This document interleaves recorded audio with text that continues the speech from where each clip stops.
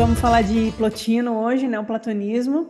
Então a gente vem aí numa sequência de estudo sobre origens da alma, né? Então passamos pela Grécia Antiga, pré-socráticos, Pitágoras, Platão, e passamos pelo Hermetismo e pelos nazarenos, Tanaim, Cabalá, né? E agora a gente está chegando na reta final do nosso estudo. Eu vou fazer um pulo histórico assim, na linha do tempo, porque logo depois dos nazarenos, a lógica do tempo seria Jesus e os ofitas, né? Então a gente já cairia em Jesus e nos gnósticos. Mas como eu quero deixar os gnósticos por último, eu vou pular lá para o século 3 DC. A gente estava no século 1 AC, lá com os essênios e tal. Vamos pular para o século 3 DC, vou dar um pulo de 200 anos, e vamos falar dos neoplatônicos, né? Se bem que o hermetismo também é do século 2 DC, então a gente já fez esse pulo de Jesus aí antes. Vamos falar um pouco de neoplatonismo. A obra do dito fundador do neoplatonismo é uma obra muito extensa. Talvez alguns de vocês já tenham lido algumas coisas dele. Tem um livro pela editora Polar, que é uma coletânea que está bem gostosa de ler. Não é as obras completas, mas tem umas bem selecionadas. Em português tem aí, está saindo algumas das Enedas completas em edições separadas. Depois eu posso passar na nossa listinha bibliográfica. Mas é uma obra muito grande, a obra de Plotino. Plotino vai escrever muitos tratados que depois o discípulo dele, o Porfírio, vai editar e organizar e transformar em 6 tratados de 9 capítulos cada um. E por isso que é chamado de Enéadas, né? São 9 em cada um dos 6. Tem todo um motivo numerológico pitagórico aí por trás, certamente. Até porque o jeito que o Porfírio edita é meio engraçado. Às vezes ele pega um texto corrido e corta no meio e separa como se fossem tratados diferentes. Eu até gostaria de um dia reler, eu não li todos, eu li boa parte deles, mas não li todos, mas gostaria de reler na ordem cronológica para ver se fica fluida a leitura.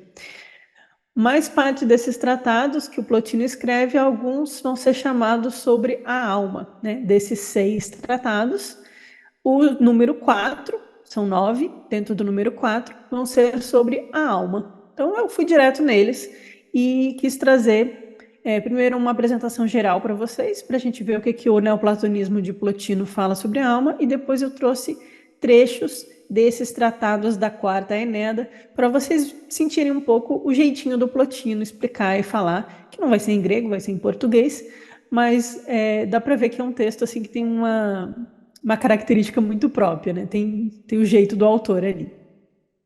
Bom, vou começar a compartilhar, então era só para falar do que a gente vai tratar hoje. Vamos, então, migrar aqui para o Plotino. Plotino, um grande iniciado, a meu ver. Um mestre de muita sabedoria, um místico, contemplativo.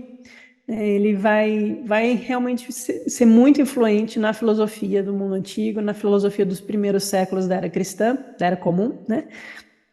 E vai ser chamado de o fundador do neoplatonismo.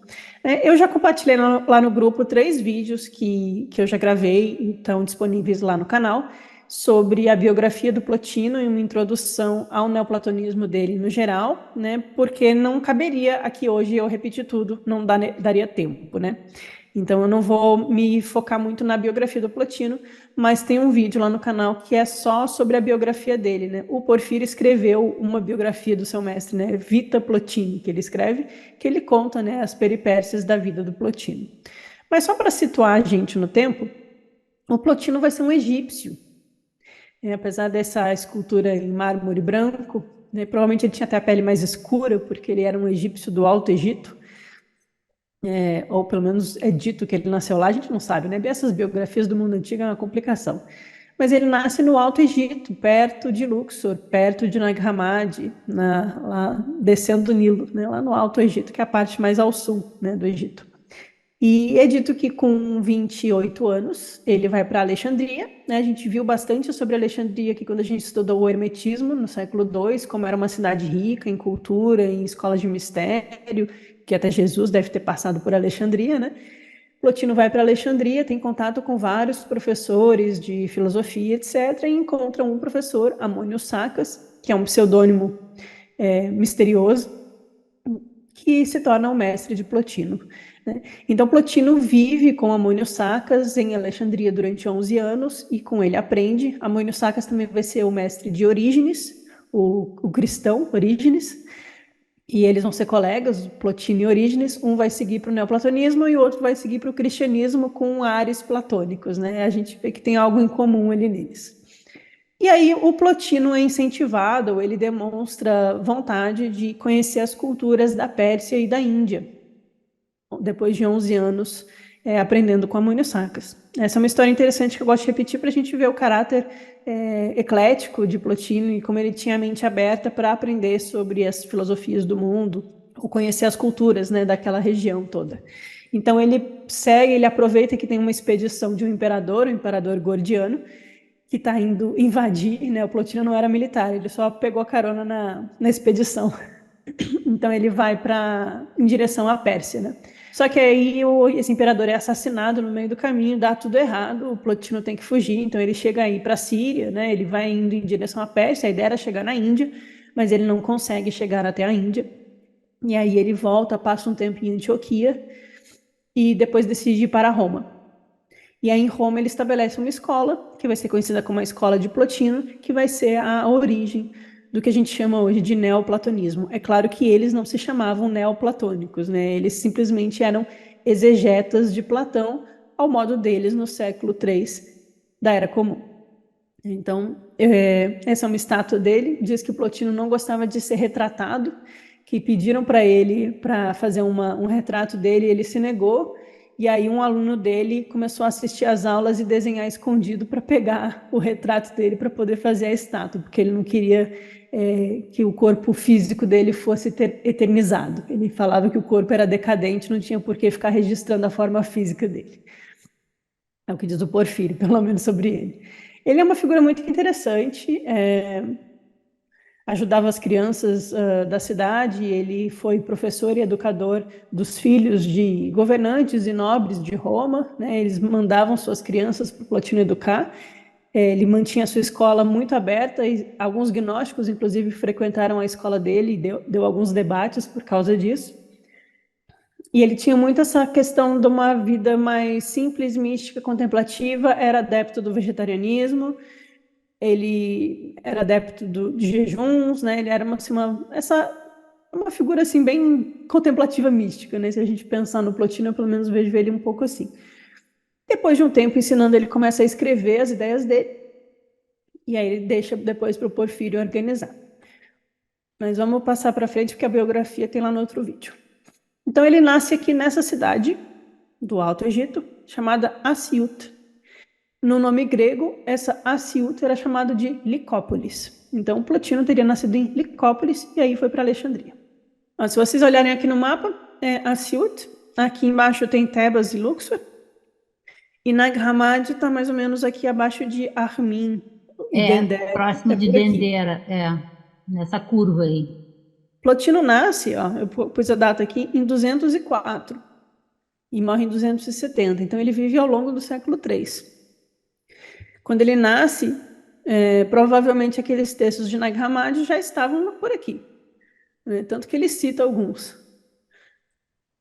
Essa é a figura que ele aparece naquela pintura da Academia Platônica, aquela que tem Platão e Aristóteles no centro, né, que todo mundo conhece.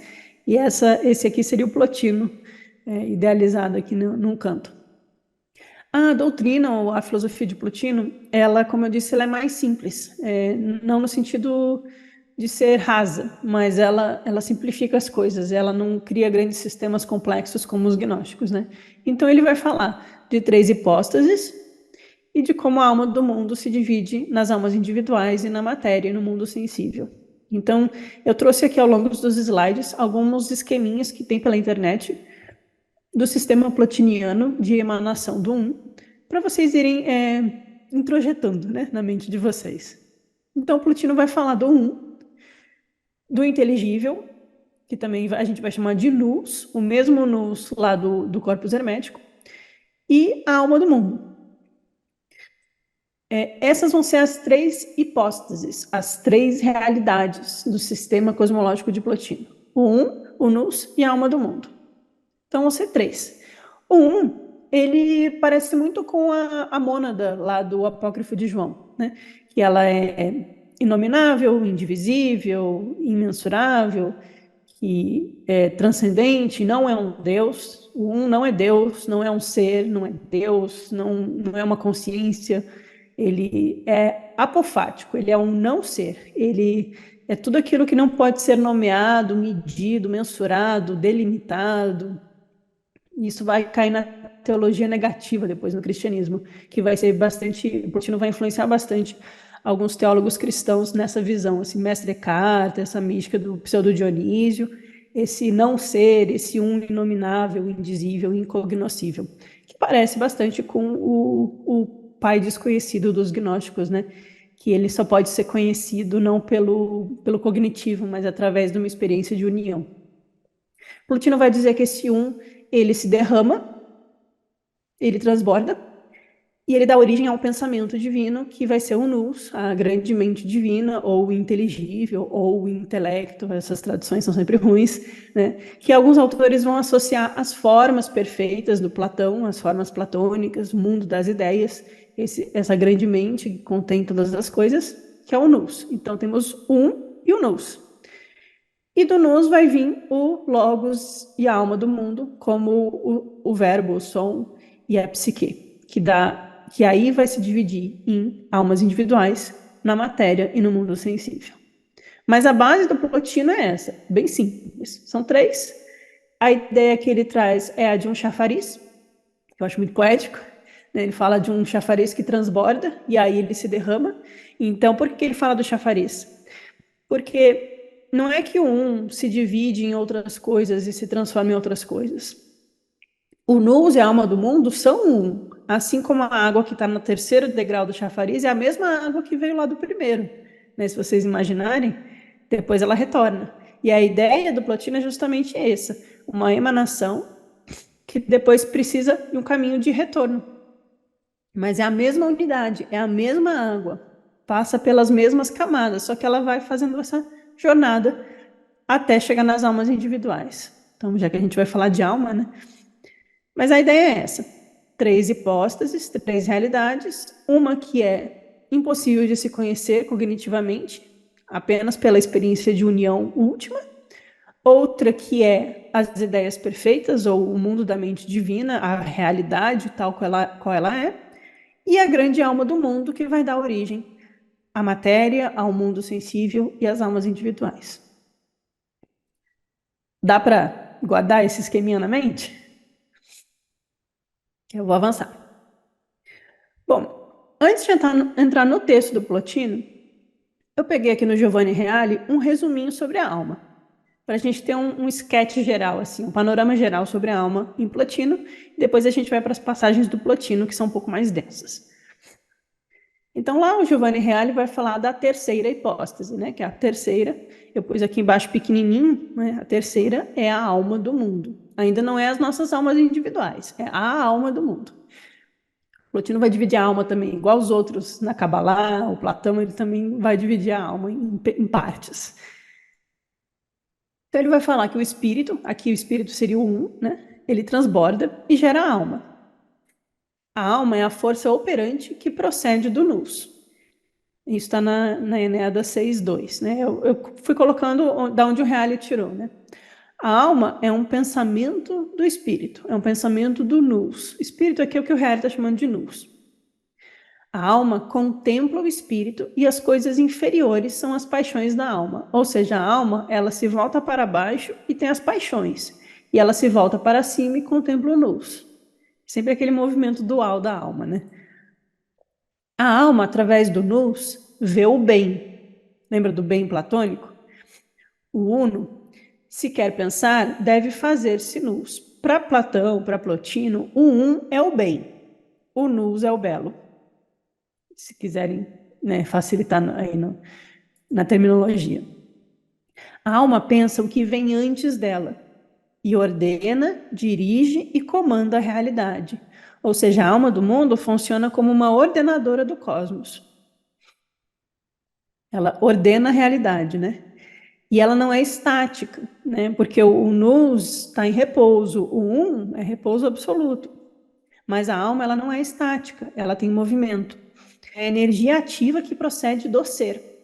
Então, se eu fosse chamar o um de não ser, o nous seria o ser. Lembram do não ser e do ser lá em Parmênides? Eles também falavam disso. A alma tem a natureza de princípio. Ela cria as coisas do mundo visível.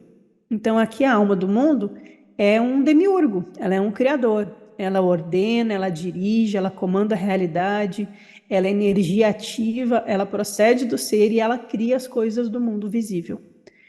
E ainda estamos falando da alma do mundo, não das nossas. A alma é a última das realidades inteligíveis e a que confina e produz o sensível. Aí aqui a gente volta para aquela divisão platônica do inteligível e do sensível, que geralmente no desenho é acima e abaixo. Mas a gente tem que entender que o inteligível está na nossa realidade, mas é outra camada, é outra dimensão, né? Ele está mais dentro, ele é mais a realidade em si, e não a aparência, né? Mas a alma, então, é a última das realidades inteligíveis. Essa é uma linguagem muito típica do neoplatonismo. As realidades inteligíveis, o inteligível, o noético, né? E o sensível dos sentidos. Então, a alma é a última camada. Igual a Sofia é o último éon antes da queda, né? Não adianta, eu vou forçar sempre a comparação. Para Plotino, a alma tem um caráter transcendente e não corpóreo. Ela está no último grau do reino do espírito. Ela é dividida nos corpos, permanecendo inteira em cada uma de suas partes, sem decair da unidade do seu ser. Essa ideia aqui, ela é muito importante para Plotino. É uma ideia que ele vai enfatizar em várias Enedas e que eu acho que é legal para a gente absorver. Para Plotino, a alma, ela se torna múltipla. A alma do mundo é uma só, mas ela é dividida nos corpos e ela dá origem às almas individuais. Mas ela não é compartimentada, ela não é separada em partes. Ela é inteira em cada uma de suas partes. Ela não deixa de ser una, mesmo estando múltipla. Entendem? Ela continua sendo a própria unidade, só que ela está em todos nós. Então, Plotino vai trabalhar muito essa ideia de que a alma participa do um, a alma participa da unidade divina, mas ela tem um processo que ela se espalha, que ela transborda, que ela se divide nos corpos. E daí que ele vai falar do retorno da alma também. A alma é una e múltipla, como o princípio que rege o sensível. O sensível vai ser sempre uma referência ao nosso mundo. No nosso mundo, estamos aqui encarnados, né? Na esfera da alma, surge uma multiplicidade hierárquica. 3 almas. Aqui o Plotino começa a dividir as almas. Então, das 3, tem a alma suprema, em sua inteireza e pureza, em união com o nous. Então, temos aqui ó, no quadrinho pequenininho a alma suprema, que está em união com o nous, ou o inteligível. Ela é a terceira que se une a dia, 1, 2 e 3, né? Trindade aqui. A alma do mundo, que rege e governa o universo e tem relação com o corpóreo, mas não desce, e as almas individuais. Então a gente tem 3 graus de alma. Uma alma que permanece junto ao nous, ao inteligível, uma alma que é essa que rege e governa o nosso mundo, e a alma que é individual e anima os nossos corpos. Mas essas 3 almas é uma só. Elas não são 3 coisas diferentes. É só a forma como ela se manifesta nesse derramamento do universo. É confuso, né? Mas é bonito. A alma do mundo cria, mas as outras almas avançam sobre as coisas. Então, a alma do mundo, ela tem esse poder criativo, mas as outras, elas avançam sobre as coisas, né? No sentido de que elas se afastam e elas descem ao abismo. Ao mito de Sofia aqui. Cada coisa participa do bem, o bem é o um, à sua própria medida, incluindo a matéria. Então, a própria matéria participa do bem. A matéria faz parte da emanação do um. A matéria faz parte do nosso universo, né? Mas ainda assim, é algo que se degrada, decai, se esgota e se priva do um. Então, enquanto o um vai ser o supremo bem, a matéria vai ser a negação do um, porque a parte mais inferior, mais múltipla e mais distante desse bem. Então, é quando ela se degrada, decai e é a privação do um, porque ela ficou tão múltipla e tão distante da fonte que ela acaba na escuridão. Então, essa é a ideia que o Plotino vai trabalhar. A matéria não é nada do que é próprio do mundo do ser. Então, a matéria é aquilo que não participa do ser. Plotino tem uma visão bem negativa, às vezes, sobre a matéria. É bem curioso, se a gente pensar nos gnósticos, né? A matéria, diz Plotino, é produzida pela alma, na qual a contemplação se enfraquece. Contemplação é sempre se referindo ao um. É contemplar o divino, é contemplar o bem, o sumum bem. Então, quando a alma tem a contemplação enfraquecida, ela olha para baixo e decai. E aí produz a matéria. Eu juro que eu estou falando de neoplatonismo, eu não estou falando dos gnósticos. Fui nas fontes neoplatônicas. A alma particular é iluminada enquanto se move para o que vem antes dela, ao passo que caminha para o não ser, se voltar para o que vem depois dela. Então, a nossa alma particular se ilumina quando ela se move em direção ao alto, quando ela se move em contemplação àquilo que veio antes dela. Lá no Apócrifo de João, quando está lá na descrição da mônada, da barbelô, do logos e dos eons, cada instância que é criada nessas camadas divinas tem uma frasezinha lá que fala assim: e eles olharam para cima e contemplaram o Espírito Divino e agradeceram a sua existência. Então, existe no Apócrifo de João, que é gnóstico, essa ideia da emanação das coisas, que ao serem criadas se voltam para o alto, porque contemplam o um. Então, aqui é mais ou menos isso que o Plotino está falando também, que as nossas almas são iluminadas quando elas contemplam o um. E como ela faz isso? Quando ela se volta para si mesma. Mas quando ela caminha para o não ser, é quando ela se volta para o que vem depois dela. Então tem a alma, tem o antes e o depois. O antes é o um, o depois é a matéria e o mundo sensível. Então ela caminha para o ser quando ela contempla o um, e ela caminha para o não ser no sentido de deixar de ser conectada ao divino, quando ela se volta para o que vem depois. Ela faz isso se volta para si mesma, pois o querer a si mesma a faz produzir o que vem depois dela. Um simulacro de si mesma. O não ser. Aqui não é o não ser no sentido do um, tá? Eu não quero confundir vocês. Aqui tem o não ser lá no Parmênides, que é aquele além de todo ser. Mas aqui é o não ser, é o não divino, é o que está longe do um, né? Mas olha que interessante, se vocês pensarem no mito de Sofia, quando ela cria o Yaldabaoth, etc. Porque eu sei que vocês já estão com essa história na cabeça também, então vamos aproveitar. Quando ela começa a querer produzir por si mesma, ela faz um simulacro de si mesma e caminha no vazio e se torna indeterminada. Esse fantasma é completamente obscuro, sem razão e privado completamente de inteligência, e muito remoto com relação ao ser. Então, quando a alma começa a querer fazer coisas por ela mesma, sem a concordância do um, ela se volta para baixo, cria um simulacro, se torna indeterminada e cria um fantasma obscuro, sem razão e privado de inteligência, que está longe do verdadeiro ser. Vocês conseguem fazer a correlação com os mitos gnósticos? A Sofia que cria porque ela tem o desejo de criar por si mesma, sem a concordância do Cristo, e ela se volta para baixo e gera um ser amorfo, dismorfo, que representa a falta de razão, a falta de inteligência, a ignorância fundamental. Eu pensei muito na Sofia, é inevitável. Bom, se a alma quer proceder adiante, é necessário que ela produza um lugar para si. Então, se ela quer continuar essa empreitada de olhar para baixo em vez de olhar para cima, então ela precisa criar. Então, ela precisa de um corpo. Dessa sede irradiou uma luz difusa, que na última extremidade do fogo transmutou-se em obscuridade, e essa é a matéria. A alma a viu, e já que tinha sido produzida, deu-lhe uma figura. Então, a partir desse desejo da alma de criar, ela criou, a partir do fogo, uma obscuridade que é a matéria. E aí, quando a alma viu que a matéria foi produzida, ela começou a dar-lhe figuras. Ela começou a imprimir as ideias nessa matéria. Isso está na Enéida 4.3. A alma sai da unidade e avança numa série de atos e cria um mundo sensível feito à imagem do inteligível.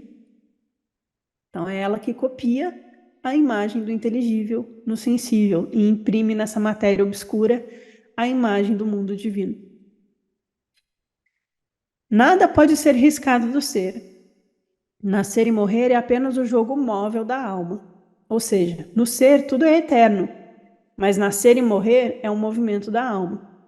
Então, é a eternidade e a impermanência, né, que a gente está falando aqui. A alma não somente produz o cosmos, mas o abraça, enfeixa e recolhe no próprio seio. Então, ela envolve todo o cosmos. É aquela imagem de Gaia, assim, né, abraçando o mundo. Num certo sentido, o demiurgo é a alma. Aqui é o demiurgo do Plotino, não é o demiurgo gnóstico. Pois ela é a verdadeira causa produtora do mundo.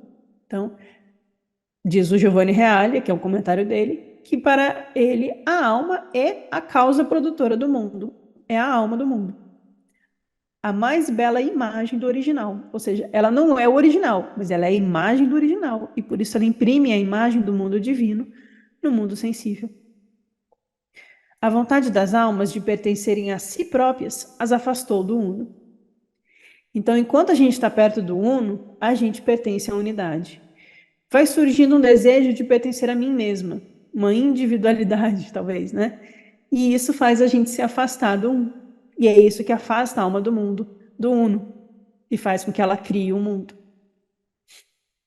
Desprezando por ignorância a sua estirpe e apreciando as outras coisas, foram vencidas por ela e esqueceram-se do uno. É só para dar aquela ideia de que a alma começa a apreciar outras coisas ao olhar para baixo e vai se afastando do uno, mas que é um movimento natural dela. Esse é o resumo do Reale, gente. Um geralzão sobre muitas das coisas que o Plotino fala sobre a alma.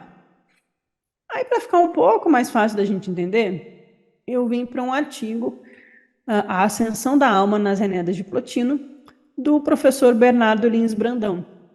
O Bernardo Brandão, ele tem um canal no YouTube muito legal, ele não posta com frequência, mas tem umas aulas dele lá, ele é professor de filosofia, e ele traduziu do grego para o português algumas das Enedas. Então, se vocês gostarem, procure o nome dele aqui. Algumas das Enedas que eu tenho em português é livro dele. Bom, ele tem um artiguinho, a tese de doutorado dele foi sobre a ascensão da alma em Plotino, mas essa tese gerou artigos, né? Eu peguei esse artigo aqui, que provavelmente é fruto de um dos capítulos da tese dele. Só alguns trechos para ajudar a gente a entender a alma em Plotino, né? Então, o que vai ser fundamental nessa ideia de Plotino sobre a alma? A alma é aquela que deseja ascender ao bem. Então, ele vai falar muito desse desejo da alma, dessa ânsia da alma, dessa saudade da alma de voltar ao bem, de voltar ao um, de se unir ao solitário. Né? A linguagem do Plotino é bem poética. Unir-se ao sol, unir-se ao solitário, contemplar o bem.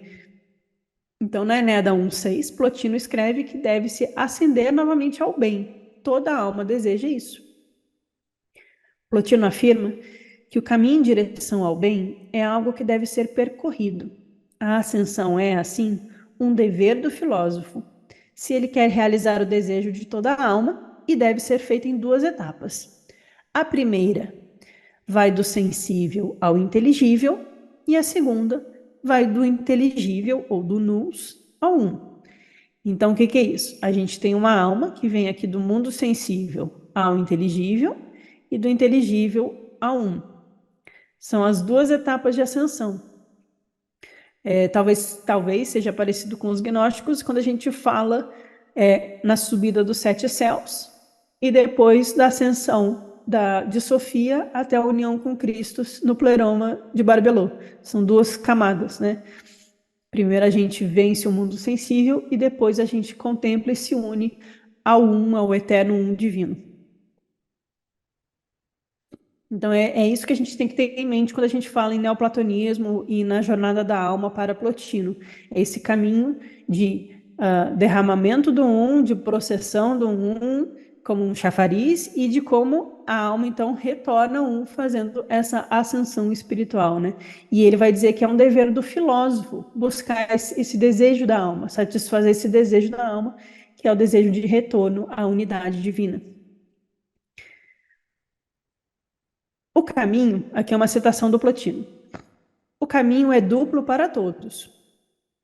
Um quando ascendem e outro quando chega ao alto. O primeiro, a partir das coisas de baixo. O segundo é para os que, tendo alcançado o inteligível, o nous, e como que colocado sua pegada ali, devem viajar até chegarem aos confins do lugar, que é a meta do caminho, quando se alcança o topo do inteligível.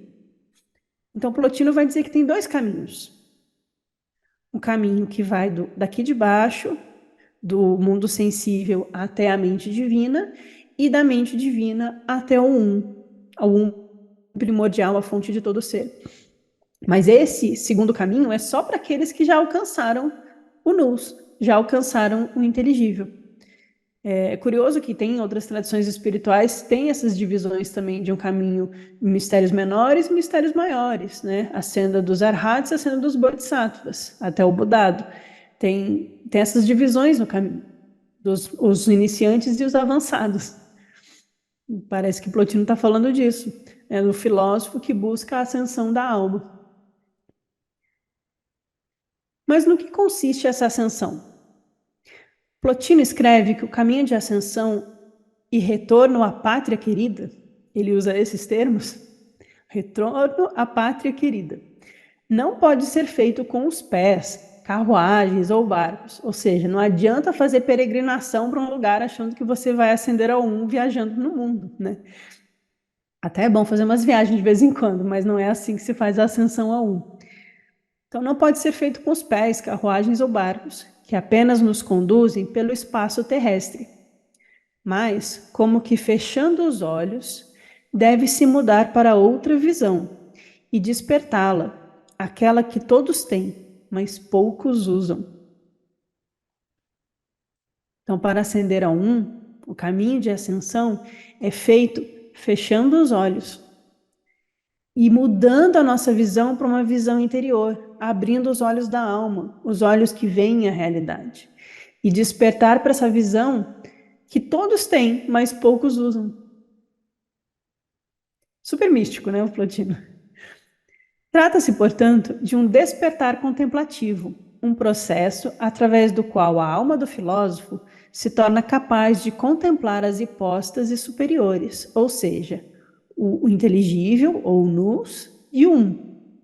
Intelecto aqui é a tradução do Bernardo, mas é sempre a gente correlacionar com essa segunda hipóstase, que é o nous, que se eu fosse fazer um paralelo com os gnósticos, seria a pronoia ou barbelô, tá? Então é o um e barbelô, o um e a pronoia, o um e o inteligível, ou o nous, a mente divina. Então, o filósofo precisa contemplar essas realidades superiores, fazendo esse caminho para dentro de si mesmo, abrindo os olhos da alma e fechando os olhos do mundo. Né? Entrar aí no teu quarto e fechando as portas, ora ao Pai que está no segredo. Esse despertar não é feito sem custo. O Plotino avisa a gente. Plotino fala em disputa, agon, uma disputa final para as almas, a maior de todas, e em ponós, não sei o que é isso, que pode ser traduzido como um trabalho, um exercício, uma fadiga ou uma dor. Então tem uma certa dores do parto para nascer de novo, né? Não tem aquela ideia do nascer novamente, o tornar-se criancinha. Então Plotino vai falar que não é uma coisa fácil, mas vale a pena ser feita. Mas lembra que a ideia que a gente viu em outras tradições do guerreiro, né? Lá em Platão, a segunda classe de almas é a do guerreiro, né? Aquele que luta pela alma. Então há uma certa dificuldade nesse processo. Tem aí uma fadiga, uma dor, um exercício, é trabalhoso, né?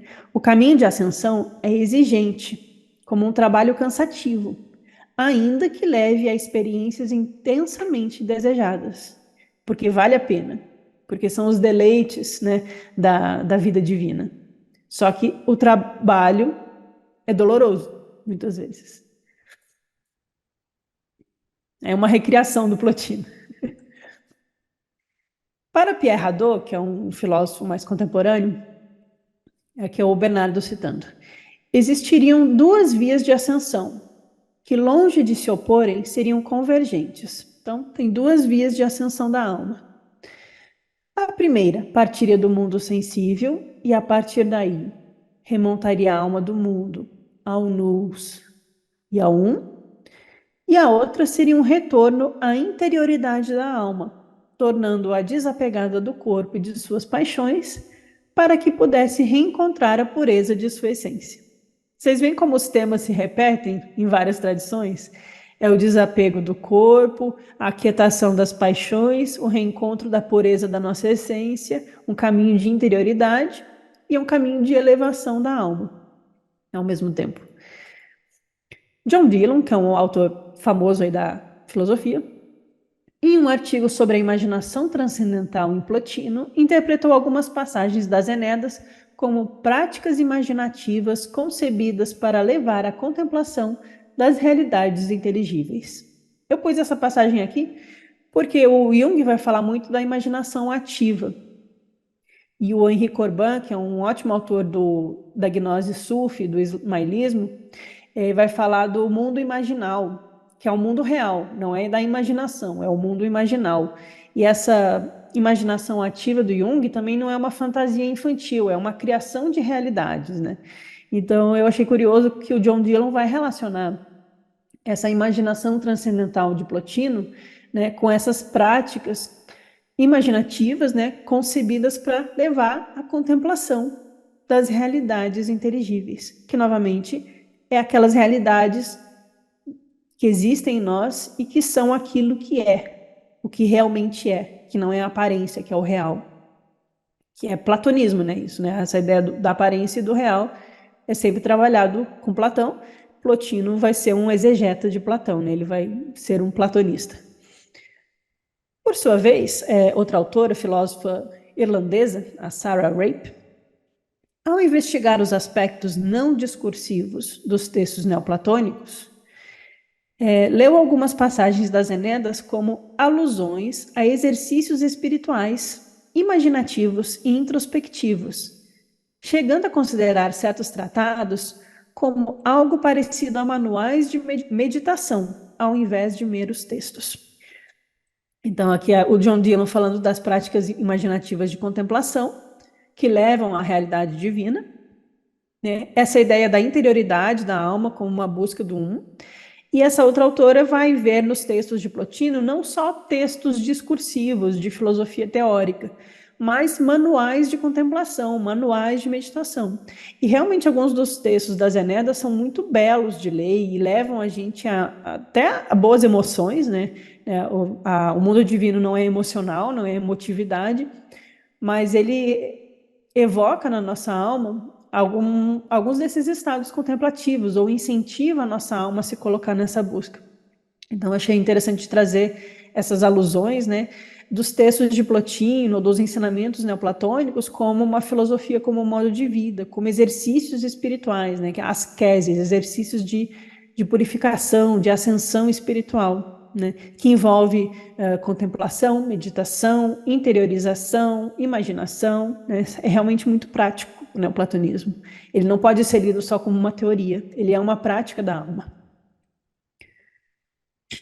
Plotino afirma, então, que são três os capazes de ascender ao um, né, ascender ao divino. O filósofo, o músico e o enamorado. Eu achei muito bonita essa divisão do Plotino. Nessa primeira etapa, eles devem seguir caminhos diversos. Então, eu vou exemplificar aqui esses 3 caminhos que nos levam a um. O filósofo, o músico e o enamorado. O músico. Lembram dos pitagóricos? O músico, que apesar da insistência de Plotino nos sons e ritmos, deve ser compreendido, tal como no Fedro, de Platão, como o amante das artes em geral, aquele que cultiva as musas. É aquele que se impressiona pela beleza dos sons, ritmos e formatos sensíveis, e que foge do que é dissonante, sem ritmo, sem unidade, daquilo que é feio, né? Daquilo que não leva ao belo, porque o belo é entendido como a harmonia, a ressonância, aquilo que é ritmado, aquilo que é harmônico, né? Para que ele possa seguir o caminho, deve ser instruído sobre o fundamento inteligível, ou seja, o fundamento espiritual, o fundamento divino da beleza aqui no nosso mundo sensível. E a partir daí, perceber que era ela que o excitava e não os objetos materiais. Então, o músico é aquele amante da arte, aquele artista, aquele músico, né, que é tocado, que a sua alma se sente tocada pela beleza da harmonia, seja na pintura ou na música, do ritmo, da beleza, mas ele precisa aprender que o que deixa ele empolgado, o que toca a alma dele, deixa ele em estado de elevação espiritual, né? Quem aprecia artes e música provavelmente já sentiu assim com alguma apresentação, com alguma música que viu ao vivo, né? Eu já senti, né? Eu acho, mas acho que é bem possível a gente sentir essas coisas e a gente perceber que não é os objetos materiais que nos deixam nesse estado de elevação, de contemplação, esse estado que nos excita a alma, né? Mas, na verdade, essa conexão da alma com a beleza que está além do mundo sensível, porque essas coisas no nosso mundo são um reflexo das harmonias divinas. Então, esse seria o caminho do músico. Então, a gente começa uma busca de harmonia, de música, dos sons, da arte, das musas que nos inspiram, mas buscando aquilo que transcende o nosso mundo. E perceber como a nossa alma gosta disso e se alimenta disso. O enamorado deve ser guiado tendo em vista o caminho de ascensão ao belo da parte final do discurso de Sócrates no banquete. Tem uma parte que ele fala da busca do belo, do eros, do amor, né? Por recordar-se da beleza, mas não ser capaz de aprendê-la em sua natureza suprassensível, volta-se para a beleza dos corpos. Por isso, deve ser ensinado a não admirar um só corpo, mas a perceber, através do discurso, que a beleza é a mesma em todos eles e que, portanto, é distinta deles. Em seguida, deve tomar consciência de coisas que são belas em um grau superior. As ocupações belas, as leis belas, as artes, as ciências, as virtudes. Depois, é preciso reduzi-las à unidade e seguir das virtudes ao inteligível. Olha que bonito, gente. A princípio, a gente se apaixona, né? A gente se apaixona pelas belezas do mundo, pela beleza de uma pessoa, pela beleza de um lugar. E tudo isso, esse reflexo do belo no mundo, é um reflexo do mundo divino aqui no mundo sensível. Mas o enamorado, ele deve conseguir ir além do mero apaixonamento por uma pessoa ou pelo mero cultivar de um corpo belo, e etc. Né? Ele começa a sutilizar, a refinar eu acho que é uma boa palavra. Ele vai refinando essa beleza da alma e ele começa a ver o que é belo nas ocupações, nas profissões, há belas profissões no mundo, né? Há leis que são justas, há artes que retratam a verdadeira beleza, a ciência que retrata a realidade do mundo, e Plotino está falando do século II, né? Mas os pré-socráticos e tal, eles também tinham essa pegada da ciência. Então, as ciências naturais, aquilo que retrata a beleza do divino expresso e impresso no mundo. E, além de tudo isso, o que há de mais belo na alma é a virtude. Então, o enamorado, ele é incentivado até essa atitude que, se fosse na tradição indiana, eu chamaria um pouco de Bhakti Yoga, né? Aquela yoga da devoção, do amor, né? Ele se devota à beleza, ele se devota ao amor, mas ele precisa ir refinando e sutilizando esse amor para não virar um amor de desejo, de apego, mas de perceber a virtude e a beleza de todas as coisas. E à medida que ele capacita-se para desenvolver as virtudes, ele vai tornando a própria alma bela.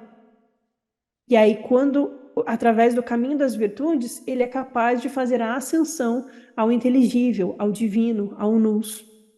Então, esse seria o caminho do enamorado. Então, o músico começa com a busca das harmonias e o enamorado a busca do belo. E o belo que te leva à contemplação do bem.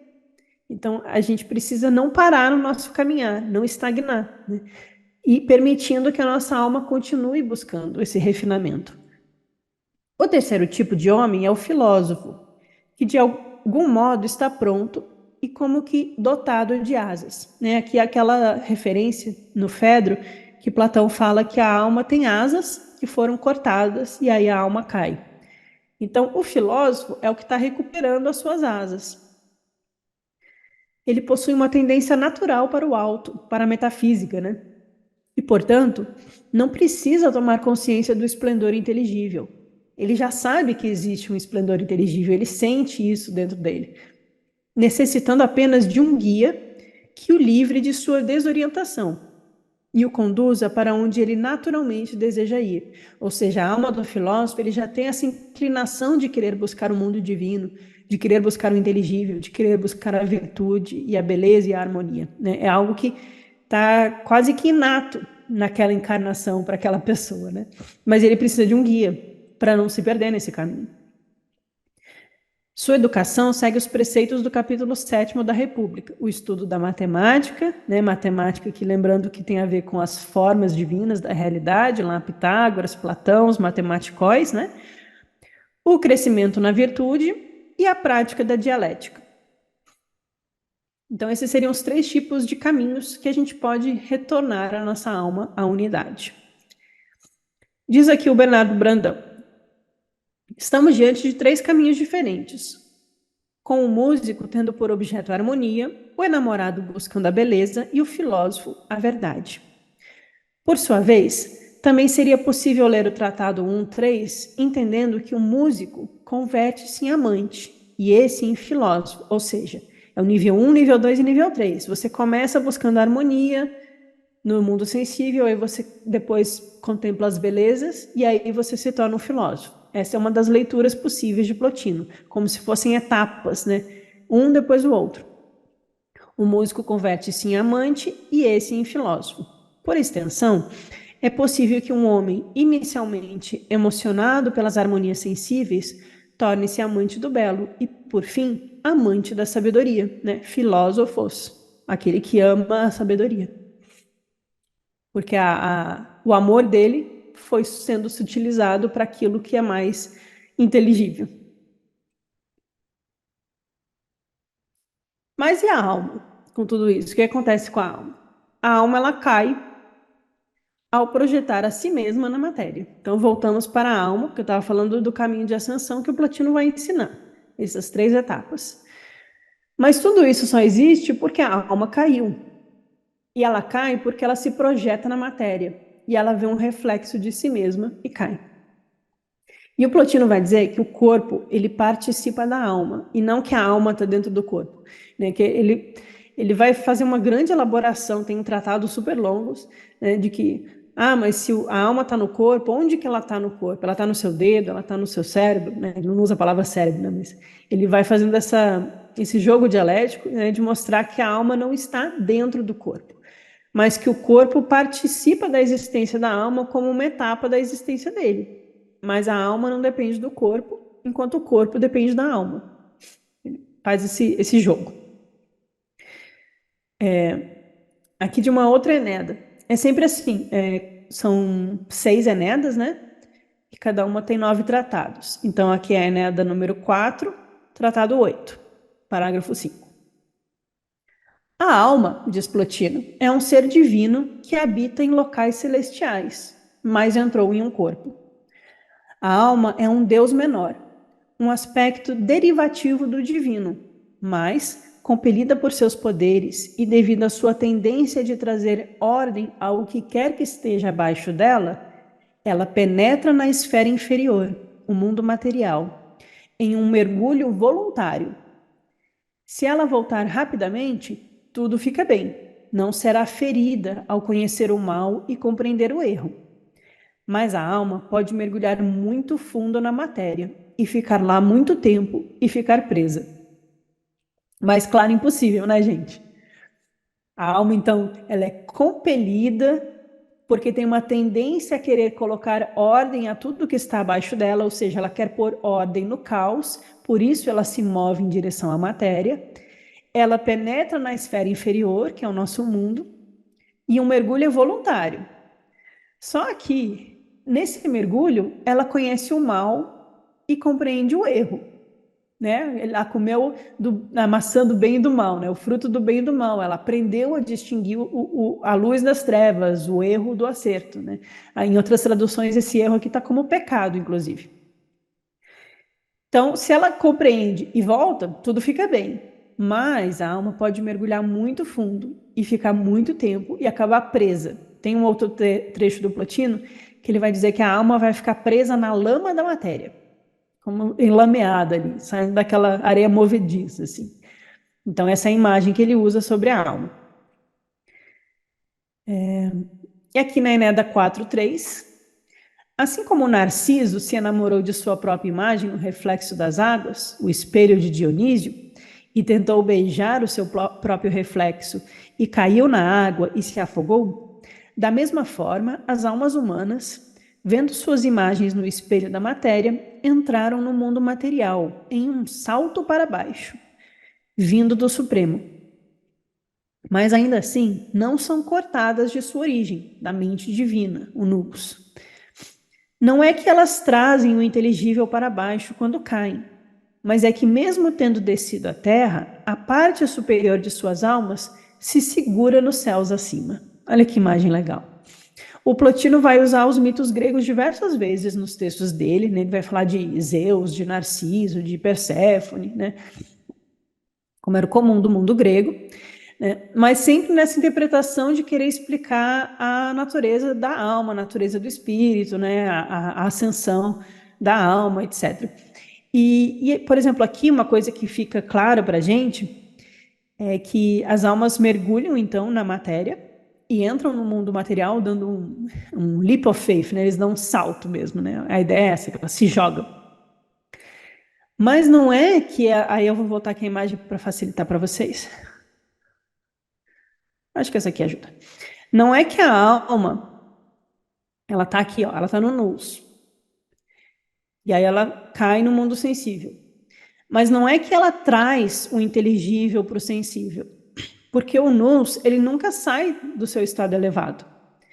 Mas uma parte superior da alma fica presa, fica enganchada aqui no mundo superior, no mundo do inteligível, no mundo da mente divina, e outra parte da alma participa do mundo sensível. Então aqui começa as partições da alma na teoria de Plotino, né? Vai ter uma alma inferior e uma alma superior, como a gente viu em outras tradições também, né, gente? Mas tem essa ideia, então, de que a alma desce, mas a parte superior da alma fica junto ao divino, fica aqui na segunda hipóstase, e só uma parte dela desce. Bom, aqui, gente, vai ser outro esquema desses que tem por aí. Eu só fui trazendo para vocês se acostumarem com essa ideia. O inteligível, né, que está o princípio intelectual, a alma, que é movimento, e a natureza. Então, essa é a ideia de derramamento do né? E lá embaixo tem a matéria caótica. E a alma precisa dar ordem ao caos. Aqui, então, a gente vai para a quarta Eneida. A quarta Eneida tem 9 tratados, né? E aqui eu quero contar para vocês, talvez para alguns não interessa muito, mas eu acho bacana de comentar. E esse número aqui entre colchetes é o texto na ordem cronológica. Mas a Enéada foi organizada por Porfírio assim, né?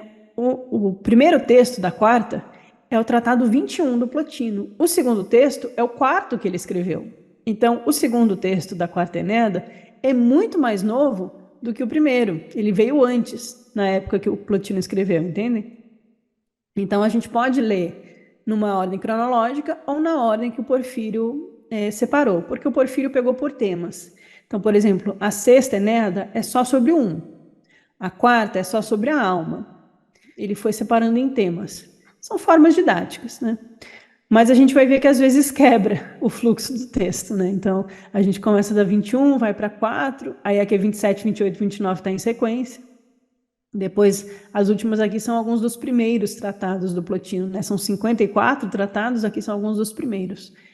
Mas a gente vê que ele estava interessado em tratar sobre a alma, né? Então, a gente vê que as duas primeiras, ele vai falar sobre a essência da alma, essas aqui sobre os problemas da alma, então ele vai fazer vários argumentos da multiplicidade da alma, ela participa, não participa da realidade, tem uns textos até meio difíceis de ler. Esse aqui sobre a visão, é sobre como a alma vê o mundo sensível, senso, percepção e memória, vai falar de como os sentidos vivem a existência e criam memórias, e se a memória é real ou irreal, se ela participa do divino ou ela é transitória. É muito assim de como a nossa alma apreende o mundo e vive no mundo e se relaciona com o mundo, é bem interessante. E os últimos aqui, sobre a imortalidade da alma, ele vai citar bastante o Fedro de Platão, que foi aquele que a gente viu, que o Sócrates vai morrer e tem todo aquele discurso sobre a imortalidade da alma, mas aqui é os comentários do Plotino, né? Sobre a descida da alma no corpo, e são todas as almas uma só? Isso é uma das teses fundamentais do Plotino. Todas as almas são uma só? Todos nós somos um só? Somos filhos de uma única e doce mãe? Como diz lá em outro texto. Desses textos, eu comecei a ler eles, e aqui o 3, ele tem 50 páginas no arquivo que eu tenho, e o 4 tem 70 páginas. Então, eu não terminei eles. Então, eu peguei um pedacinho desses e depois eu fui para os outros menores, porque senão seria 200 páginas só para ler os dois aqui. Bom, vamos lá. Último trecho aqui do Bernardo Lins Brandão, que o Igor nos lembrou aqui que o nome do canal dele no YouTube é Noites Áticas. Ele fala muito da contemplação, então é bonito. Então, terminando aqui a reflexão dele, vamos entrar no Plotino. Quando está no inteligível, ou seja, quando tem a noesis, eu quero pausar aqui nesse termo noesis. Noesis e gnoses são termos primos, tá? Não sei se filologicamente eu poderia dizer isso, né? Pela língua e tal. Mas ter o conhecimento da gnose, ter a experiência da gnose, essa gnose que desabrocha no nosso coração, é a experiência noética. Porque o nous é a realidade divina. E a gnose é o conhecimento que nos revela a realidade divina. Então, são coisas correlatas, né? Então, noesis, vocês pensam em nous, que é a mente divina, que é o inteligível, que é essa grande realidade antes do nosso mundo ser mundo. Então, quando se está no inteligível, ou seja, quando se tem a noesis, porque a alma é capaz de aprender essas realidades divinas. Quando se está nisso, a alma pode alcançar a quietude, o repouso ou o silêncio. Termo que o Plotino opõe ao cessar suas atividades discursivas. A alma se torna una, não absolutamente, pois não estamos aqui diante de uma descrição da experiência de união com um. Ainda assim, a alma passa a ter uma unidade maior do que a que tinha quando se ocupava de muitas coisas e se concentrava no mundo sensível, pois não se dispersa entre a diversidade de suas potências. Então ela vê, não com os olhos corpóreos, mas com sua potência inteligível. Em outras palavras, ela contempla. Então, o que o Bernardo está querendo dizer aqui é que a alma se distrai com as ocupações no mundo. Ela se distrai com o múltiplo, se concentra no mundo sensível, em suas muitas atividades, se dispersa na diversidade do mundo. Mas quando ela busca a quietude, o repouso e o silêncio, ela pode alcançar essa experiência de união com o divino. E isso leva a uma gnosis ou a uma noesis, porque ela contempla o inteligível. Ela abre os olhos da alma e ela vê aquilo que realmente é. Isso é uma contemplação, é uma experiência mística, é uma experiência meditativa que o Plotino incentiva que a gente faça. Esse buscar do divino dentro de nós, esse buscar do inteligível como a realidade da nossa alma.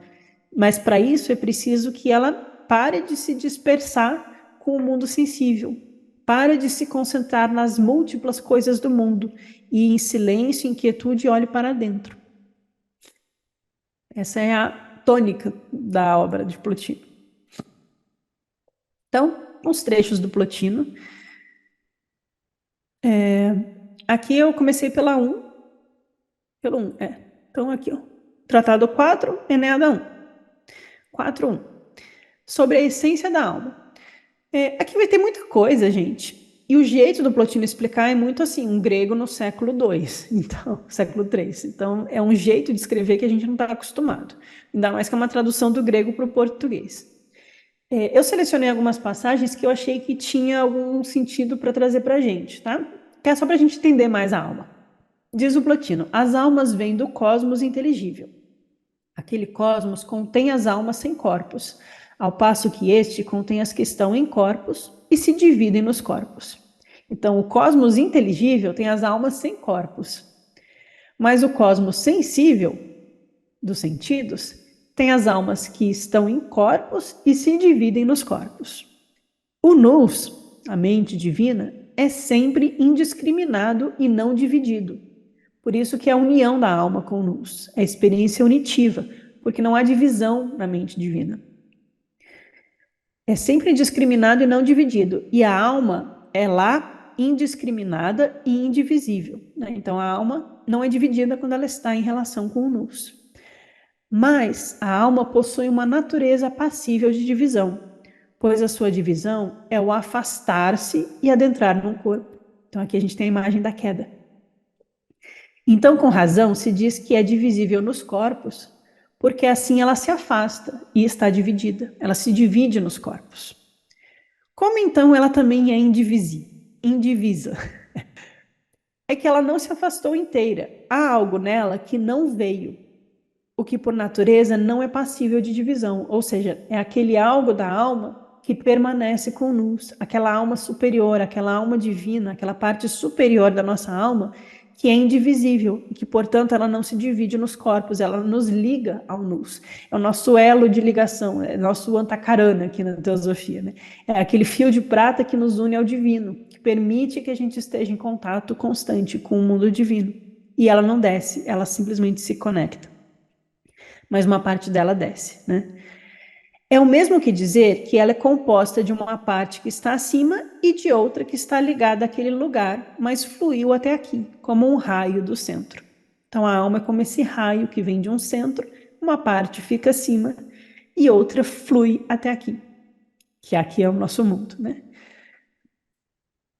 Então aqui é outro esquema, né? O nous, a mente. Eu fui botando os esquemas do lado para vocês irem acostumando com os termos. A alma do mundo, aí ela se divide nas almas individuais e temos um universo físico, porque elas entram nos corpos. Bom, aqui foram só esses 3 trechinhos que eu peguei da primeira Enéada da Enéada 4. Agora vamos para o segundo tratado. Não, só pulei para a sétima. Agora é o sétimo tratado da Enéada 4. São 9. Então esse é o sétimo. Esse vai ser sobre a imortalidade da alma. Esse é o segundo tratado que o Plotino escreve, cronologicamente. Então é um texto bem de quando ele era mais novo, porque ele vive aí até uns 70 e poucos anos, ele começa a escrever lá pelos 40.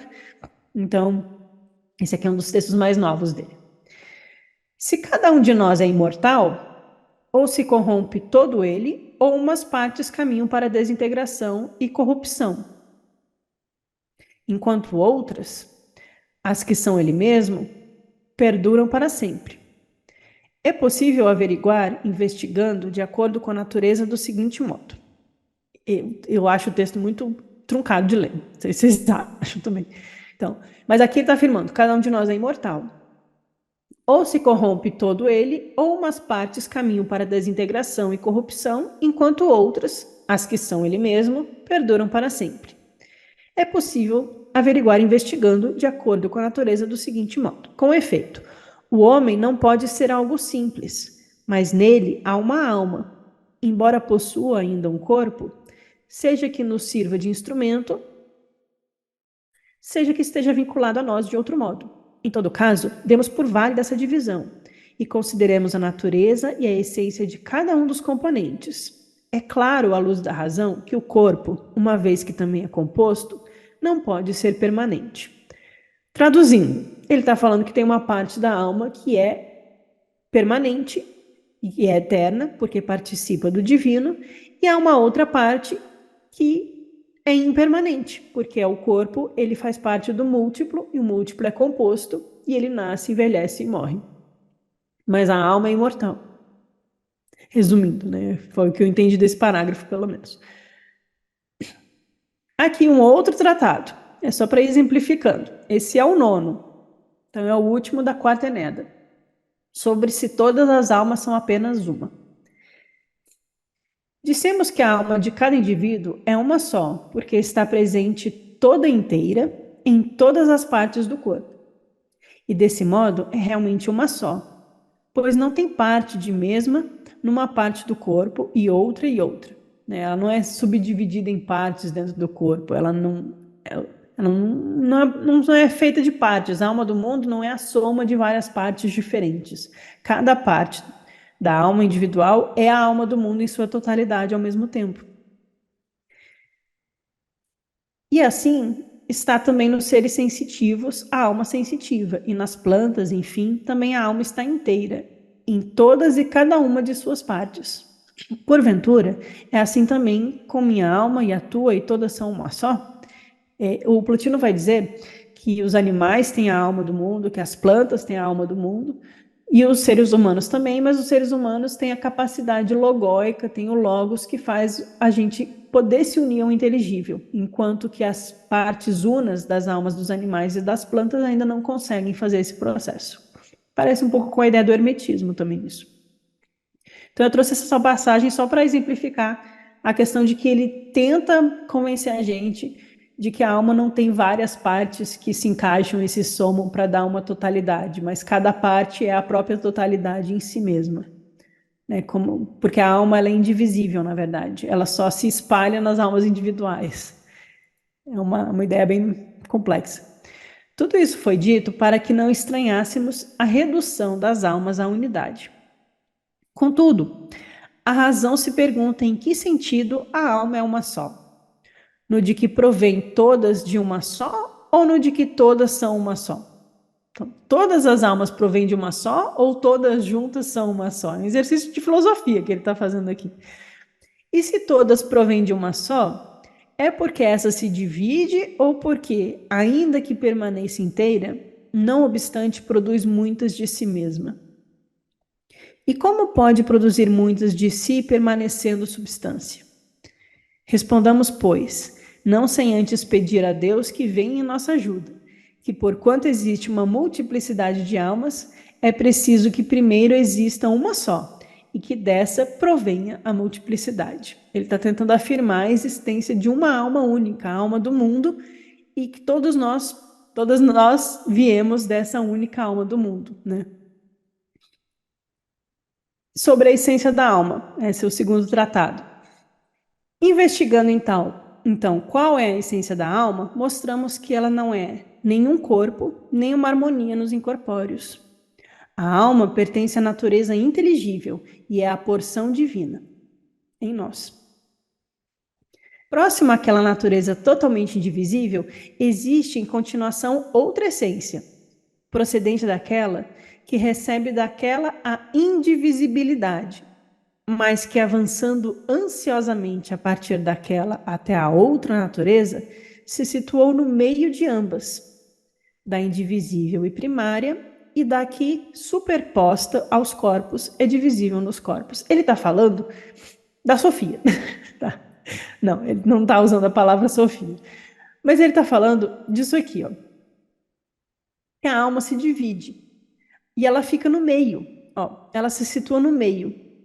Ela fica entre aquilo que é indivisível e primário e aquilo que é divisível e se situa nos corpos. Então, a alma, ela é a ponte para o divino, ela é o que faz o interface entre o mundo e o divino, para Plotino. Então, eu gostei muito aqui desse quadrinho aqui que criaram, né? Porque a gente tem nesse azul claro aqui o nus, e aí o nus se conecta à alma superior, gerando a mente divina. A nossa mente é capaz de se conectar ao nus, a nossa parte superior da alma. A parte inferior da alma se conecta ao corpo que anima o mundo sensível. E mais abaixo tem a matéria inanimada, a matéria caótica, que aí é o da Baô, porque a Sofia vai organizar o caos. Né? Então, a alma do mundo põe ordem no mundo sensível, ela traz as formas divinas para o mundo sensível, e por isso a gente é capaz de encontrar o belo nesse mundo. Porque a alma do mundo reflete a beleza do mundo divino nesse nosso mundo aqui. E ela está em nós, e, portanto, nós somos capazes de fazer esse caminho de retorno. Então, Plotino está dizendo que a alma pertence à natureza inteligível, à porção divina da nossa alma. Mas ela também compõe e anima os corpos do mundo sensível. Só que ela fica ali no meio. Nos corpos, pois, naqueles em que encarna, ainda que encarne num maior e num que esteja estendido a todas as partes, não deixa de ser una, por ter se entregado ao corpo inteiro. O Plotino argumenta muito de que, ainda que ela esteja em muitos corpos múltiplos, a alma é sempre una, ela nunca perde a sua natureza de unidade divina, de vida una, que nos conecta ao bem e ao inefável, né? Aquilo que é único e é tudo que existe, né?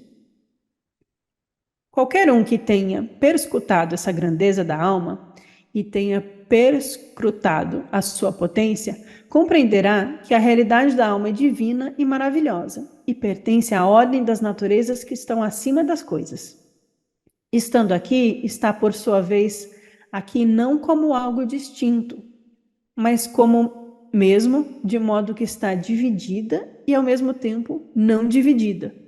Ou melhor, em si mesma nem está dividida, nem se tornou dividida. Plotino dá um nó na gente, né? Pois permanece inteira consigo mesma, mas está dividida nos corpos, devido ao fato de que os corpos, por sua própria divisibilidade, não são capazes de recebê-la indivisamente.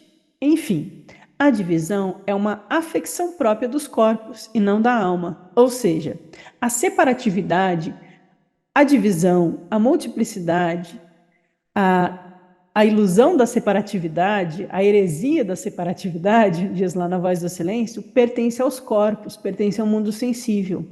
Mas a alma pertence à unidade. E quanto mais cedo a gente perceber essa unidade em nós, mais rápido será o nosso caminho espiritual. Pois a alma não é nem puramente indivisível, nem puramente divisível, mas necessariamente ambas as coisas, porque ela precisa ter uma natureza que experiencia o mundo. Ela precisa estar dividida nos corpos, mas ela não perde a sua natureza indivisível. A conclusão é que a alma tem de ser assim, una e múltipla, dividida e indivisível. E não devemos ser incrédulos, como se fosse impossível que uma e mesma coisa esteja em muitas partes, né? Com certeza os alunos dele já estavam assim, o que você está falando? E não sejam incrédulos. A alma, ela é una e múltipla ao mesmo tempo, dividida e indivisível. Não vamos ser incrédulos, diz o Plotino. Pois não é impossível que uma única e mesma coisa, não divisível, esteja em muitas partes. Porque se não admitíssemos isso, deixaria de existir a natureza que mantém juntas e governa todas as coisas. Então, há uma coesão na natureza, que é essa vida una que governa todas as coisas, porque a alma é uma só, né? Aqui, abarcando todas as coisas, as tem juntas e as conduz com sabedoria. Sendo múltipla, é verdade, pois os seres são muitos, mas sendo una, para que o princípio de coesão seja uno, uma vez que a alma é quem, graças à sua própria unidade múltipla, concede vida a todas as partes, enquanto, graças à sua unidade indivisível, as conduz sabiamente. Ou seja, a natureza de sabedoria da alma é essa natureza indivisível, é a Sofia no seu estado de plenitude. Mas sendo múltipla, ela anima e conduz todos os corpos e todas as almas em todas as partes do mundo. E aí o Plotino deu um nó na gente agora? Então, resumindo, a alma é uma e múltipla. Simples. O último aqui que eu peguei. A gente passou por 5 trechos, 5 tratados que eu peguei, dos 9. Dificuldades acerca da alma. A gente já está estourando nosso tempo, então eu vou só pegar mais alguns e pauso, tá? Acerca da alma, seria correto dedicar nosso esforço a todos os problemas que devemos resolver. Então, olha, a alma é importante, Plotino está dizendo. A gente tem que se dedicar o nosso esforço aos problemas sobre a alma.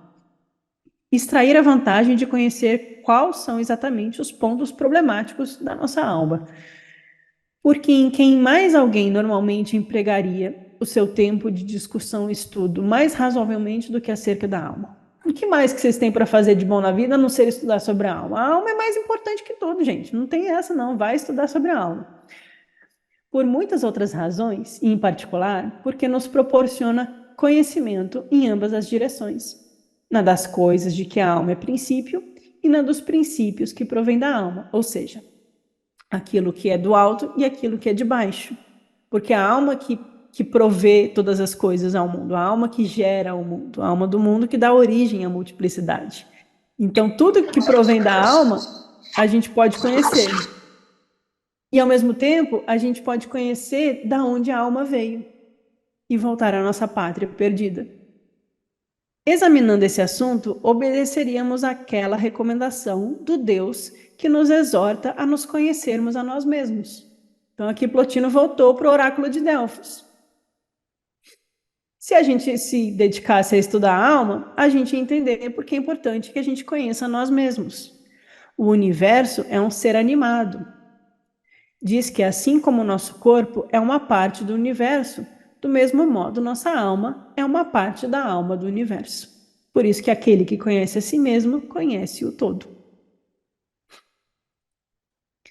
Nós somos acompanhantes da rotação do universo e que uma vez que recebemos nossos caráteres e nossas sortes do universo e nascemos dentro dele, recebemos nossa alma do meio que nos envolve e que do mesmo modo em nós, cada parte nossa participa de nossa alma.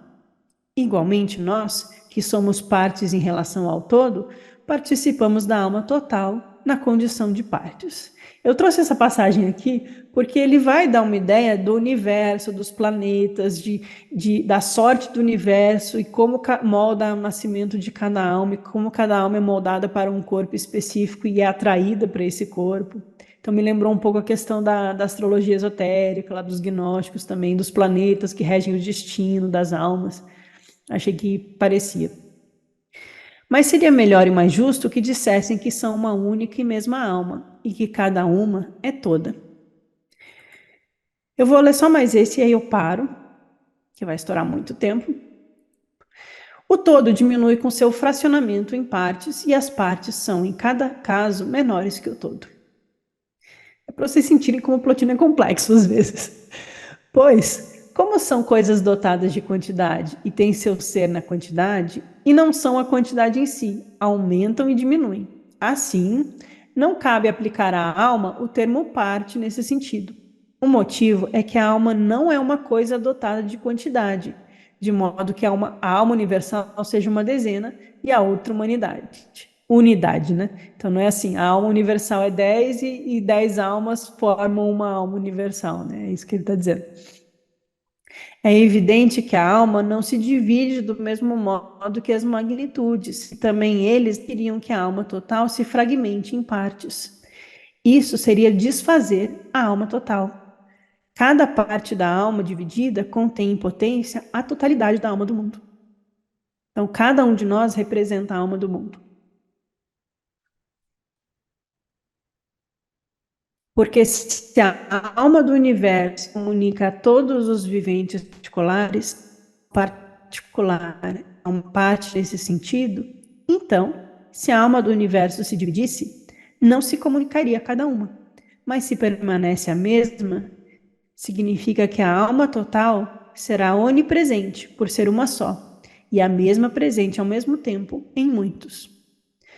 A alma do mundo é a mesma, presente ao mesmo tempo em cada um de nós. Por isso que quando a gente fala de amar ao próximo como a ti mesmo, tem um fundo nisso. É você perceber que você é a alma do mundo e cada um de nós também é a alma do mundo. E cada um de nós tem responsabilidade em dar a cor ou o tom vibratório dessa alma do mundo. Então a nossa alma do mundo está ferida atualmente. Quando não esteve, né? Mas tem dias que ela está pior. Então por isso a gente incentiva a compaixão também. Porque cada um de nós é a alma do mundo. A alma é uma só. A multiplicidade é aparência. A separatividade é ilusão. A divisão é uma grande heresia, né?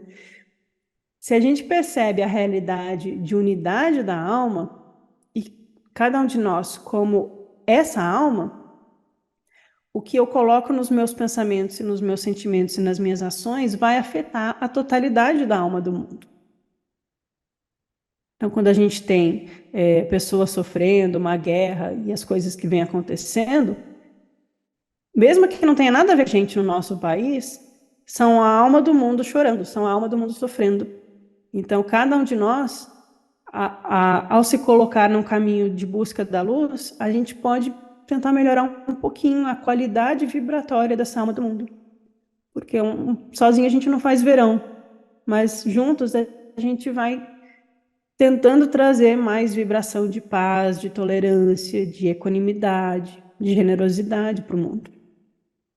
Então, seja lá no Sudão, seja lá na Palestina, em Israel, na seca na Amazônia, né, aí no Rio Grande do Sul, em Santa Catarina, que tem gente sofrendo com as enchentes, que a dor de cada um afeta a gente, porque nós não somos separados. Se eu consigo perceber essa unidade, eu vejo também a minha responsabilidade em cultivar em mim sentimentos de amor, de equanimidade, e não aumentar o ódio, não aumentar a separatividade, não aumentar a dor desse mundo. Então é muito... O Plotino está escrevendo no século III, mas para mim isso é muito atual, porque ele está falando de uma realidade metafísica, ele está falando da realidade da minha alma. E se eu acredito, e eu acredito, que não somos separados e que a alma do mundo é uma só, então somos todos irmãos, sim. E que não importa se nessa encarnação eu nasci no Brasil, em outra encarnação eu vou nascer em outro lugar, com outras condições, não importa a minha nacionalidade, o que importa é eu fazer o bem e tentar promover esse bem no mundo. Não é uma questão de ser nacionalista ou patriota ou defender só os meus vizinhos, né, etc. Mas a gente perceber que cada pessoa que sofre, sou eu sofrendo também. Então, como pode ser feliz vendo toda a humanidade chorar? Diz lá na Voz do Silêncio. Isso não é para colocar a gente para baixo, mas para a gente ver a nossa responsabilidade em não permitir que essa contaminação psíquica de ódio, de polarização, de disputa, de raiva do outro, contamine o nosso discurso, os nossos sentimentos, para que a gente seja uma força de união e não de mais separatividade nesse mundo, né? Enfim, tinha mais passagens, porque para variar eu exagero, peguei muitas,